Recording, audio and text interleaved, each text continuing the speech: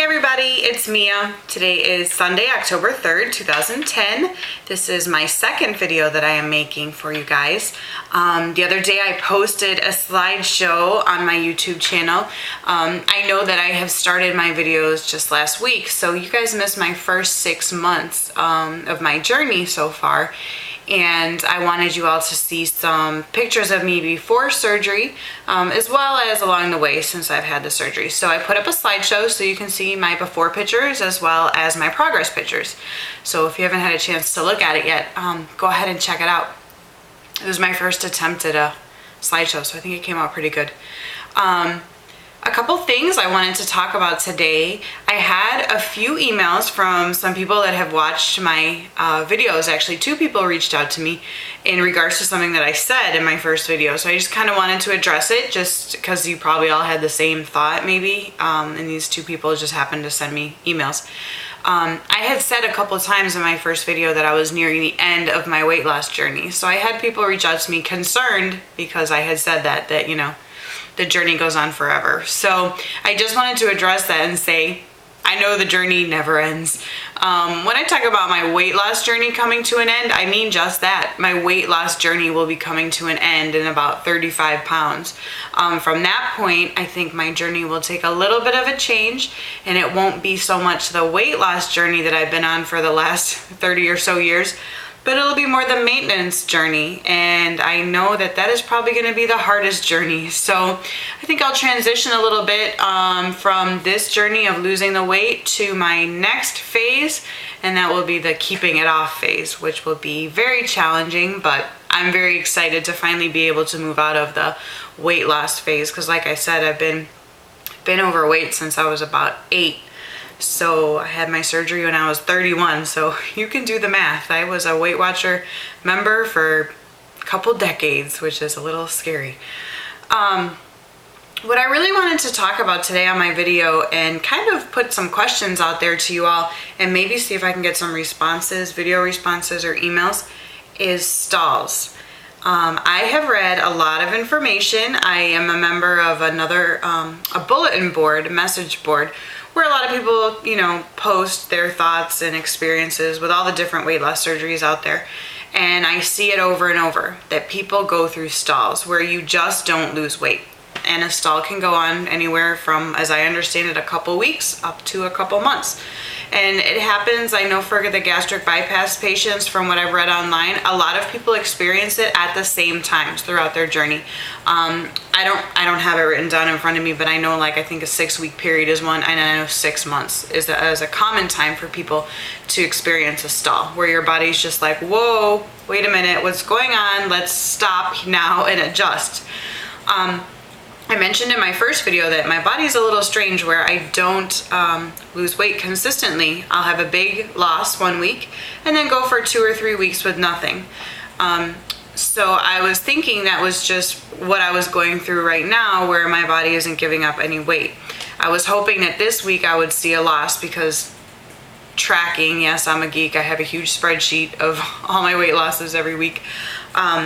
In tracking, if my body stays with that same pace, I should have lost this week, which I did not.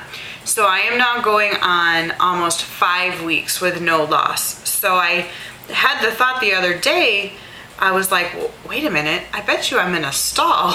I don't think this is just my body being typical stubborn, not wanting to give up weight. I think maybe I'm at a stall point. So I wanted to put it out there to you all that have faced this before. How do you deal with it? What do you do? Have you done anything in particular that's gotten you through the stall?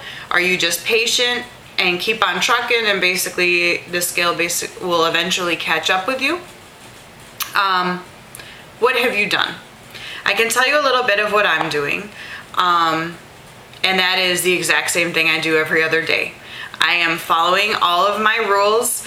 I am exercising. I am drinking my water. I am doing everything I'm supposed to do. So I guess I'm just really trying to stay with it and to stay patient. I aim for 210 minutes of exercise a week, which breaks down to 30 minutes a day, 7 days a week. I do not do 30 minutes a day. My kickboxing or my cardio boxing class is a 60-minute session.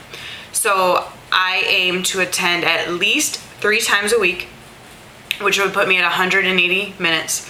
And then I'll do something else, like maybe, mind blank, Jillian Michaels has a video on In Demand that I really like. I do that, and it's about 35 minutes. So that puts me at the 210. This particular week, I made it to my kickboxing class 4 days. So I worked out for 240 minutes this week. So I overshot my goal, which I was very proud of.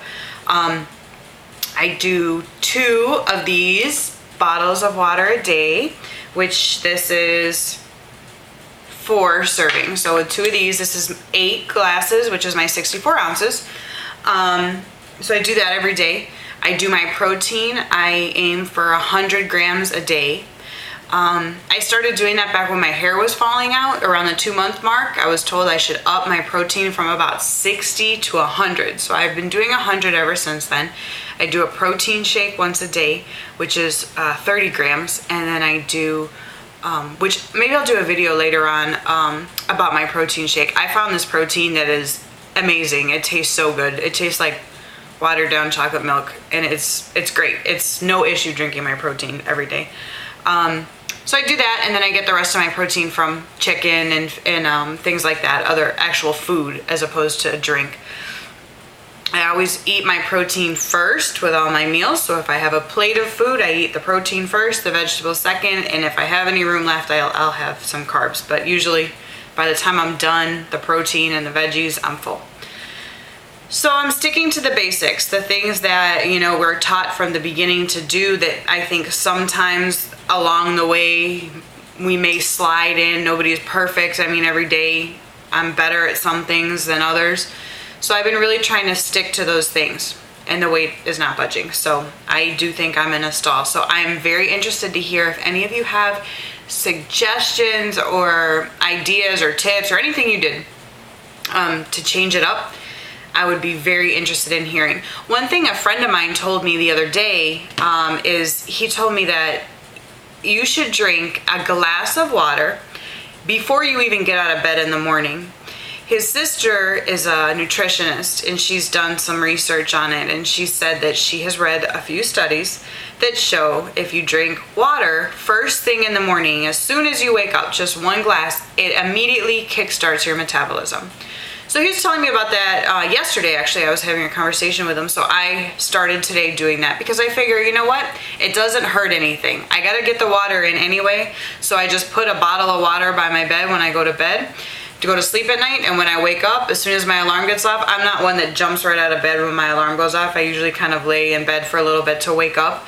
So I just, like this morning, reached for my bottle of water, drank about half the bottle before I got up. So boom, right there, I'm done with 1 cup of water for the day, and I'm gonna see maybe if I see any difference in my weight loss. Maybe it'll help kickstart my metabolism a little, which is what his sister was saying that the studies show. So that's one thing. So I'm just interested if anybody else has any little tidbits out there. I also watched the Jackie Warner show she has on right now. I think it's called Thintervention.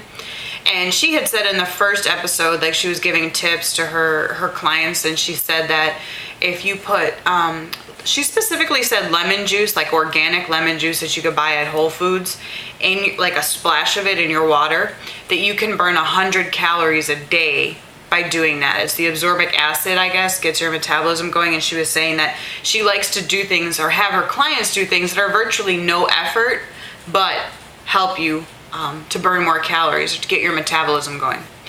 So that's another idea that I was thinking of doing. And it's not that I eat a lot of calories and I need like, I need to burn an extra 100, but you know what? It just doesn't hurt. I burn a lot through exercise, but anything else I can do to get my metabolism going and get things moving is a-okay with me. So let me know if you have any other ideas or suggestions. I'd love to hear them. Other than that, I don't have much else to say today.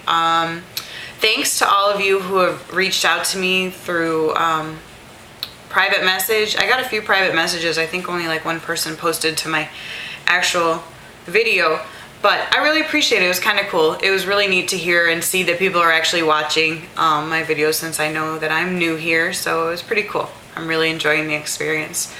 I guess that's about it for me. Have a great week. Make it a productive, successful one, and I will see you all next weekend. Have a good one. Bye-bye.